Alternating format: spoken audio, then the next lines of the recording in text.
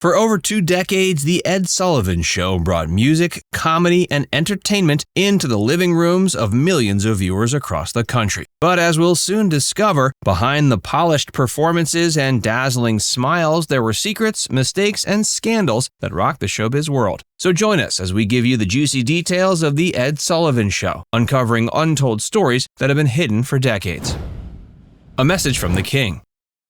Legend has it that after the Beatles' historic performance on The Ed Sullivan Show, they received a surprise telegram from none other than the King himself, Elvis Presley. But upon closer inspection, it turns out the telegram was actually sent by Colonel Tom Parker, Elvis's shrewd manager. It seems behind the scenes there was some tension between the two biggest acts of the time, with rumors of jealousy and competition swirling around. When George Harrison was informed of the telegram's origins, he reportedly quipped, "Elvis who?" A cheeky response that might have concealed some underlying animosity. Perhaps Colonel Tom was hoping to poach some of the Beatles' fans, or maybe just trying to stir the pot.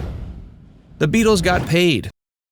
While many performers on The Ed Sullivan Show were happy to take the stage for the priceless exposure it offered, the Beatles were wise enough to negotiate a fee for their appearance. It was a rare move that set them apart from their peers and gave them a financial boost at a crucial time in their career. Of course, not everyone agrees exposure is a fair substitute for payment. As the saying goes, you can't pay the rent with exposure. Still, there are always exceptions to the rule. And for some artists, the value of exposure might be worth the temporary sacrifice. But for the Beatles, who were already on their way to becoming global superstars, getting paid for their appearance was a savvy move that paid off in more ways than one. Bob Dylan wasn't feeling it.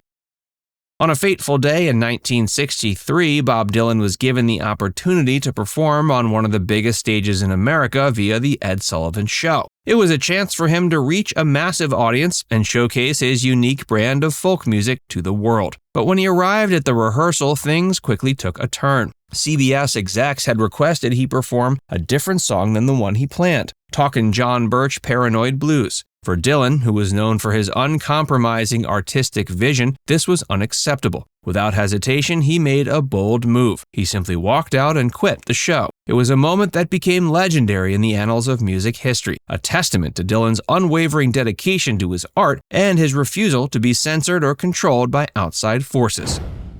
Jim Morrison's act of rebellion.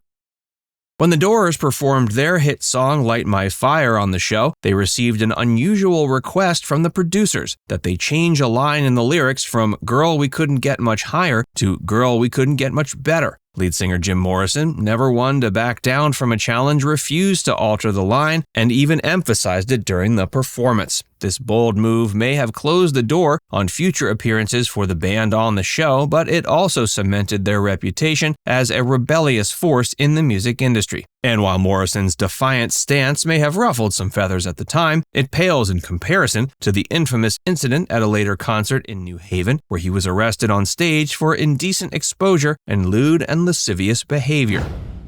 The Rolling Stones rolled over.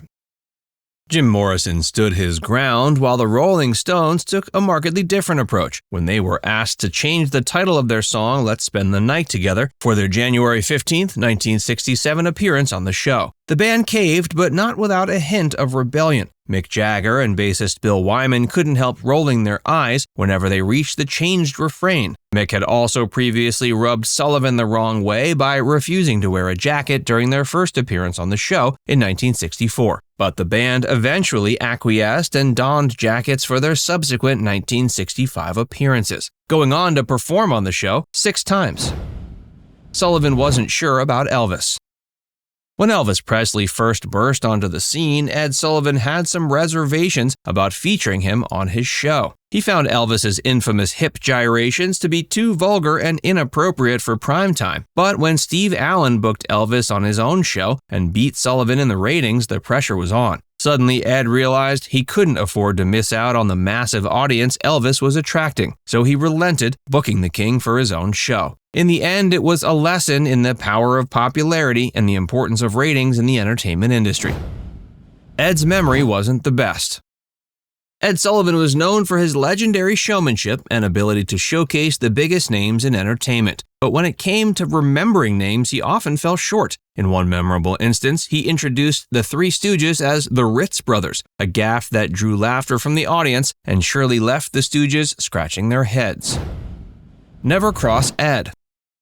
While Ed was definitely a master showman, he also had a reputation for being a bit of a grudge holder. If you ever crossed him, you might find yourself in hot water. Ed's beef with Buddy. There were certain artists Ed simply did not care for, and he made sure they never appeared on his show. One such example was his notorious feud with Buddy Holly and his band The Crickets. Ed took issue with the suggestive lyrics of their hit song Oh Boy and requested they perform an alternative tune instead. Buddy Holly, however, refused to comply. As a result, Ed mispronounced Holly's name during the introduction and even went so far as to turn off his guitar amp midway through. It was a clear display of Sullivan's disdain for certain musicians and his determination to have things done his way on his show. A close call that nearly ended it all.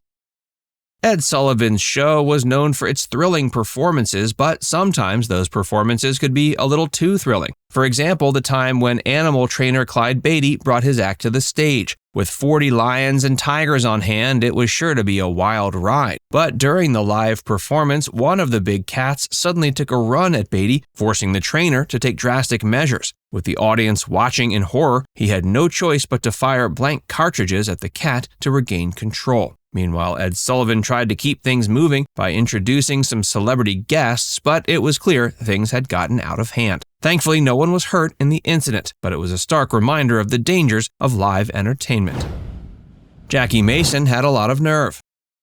On October 18, 1964, Jackie Mason purportedly gestured towards Ed with his middle finger during a live performance. According to a recording of the incident, Jackie was in the middle of his stand-up comedy routine when he turned towards Ed, who was apparently indicating Jackie had only 2 minutes remaining on air by holding up 2 fingers, and Jackie incorporated it into his act and pointed his middle finger towards Ed, slightly apart from his other fingers. Ed was reportedly furious and confronted Jackie backstage, resulting in the termination of their contract. Jackie denied intentionally making the obscene gesture and filed a libel suit in the New York Supreme Court, which he ultimately won. 2 years later, Ed publicly apologized to Jackie when he appeared on the show once again, but after Jackie impersonated Ed, he was never invited back.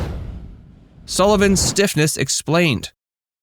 There's no denying he was a legendary host, but Ed's musical guests always outshined him in terms of stage presence, and he often stumbled over his lines while moving stiffly across the stage with his arms tightly folded. Comedians frequently poked fun at his wooden style, mimicking his upright posture and unusual habit of turning his entire body instead of just his neck when glancing to the side. It wasn't until much later that it was revealed Ed Sullivan suffered from ankylosing spondylitis, AS, an age-old disease that has only recently gained the attention of medical professionals and researchers. Now it's time to hear from you. Which of these facts was the most surprising to hear about? Let us know in the comments section below.